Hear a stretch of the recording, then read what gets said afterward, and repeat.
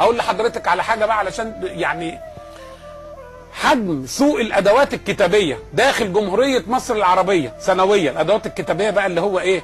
الكراسات والبرايات والاقلام الرصاص والاقلام الجاف والمنائل والاساتيك والمساطر والكلام الفارغ ده 4 مليار جنيه مصري. دولت كده من شهر 7 لشهر 9 يكون السوق ده اتعمل 4 مليار جنيه مصري. 4 مليار تاني الرقم، رقم كبير مش صغير. 4 مليار جنيه مصري، مش كده؟ مصر بتنتج فيه ب 400 مليون فقط، يعني 10%. هي 360 مليون، يعني اقل من 10%، هنقول 10%، وال90% بستورده بره من الصين. انا مصر ما تعرفش يعني حضرتك شايف ان مفيش عوامل تشجيع للمستثمر المصري؟ طبعا ولا العربي ولا الاجنبي؟ وحاجه تاني، مش عوامل تشجيع بس، دي واحد مفيش عقوبه ومفيش حمايه للكلام اللي جوه ده. مفيش عقوبه ومفيش حمايه للكلام اللي جوه ده. انا النهارده لما اطلع قرار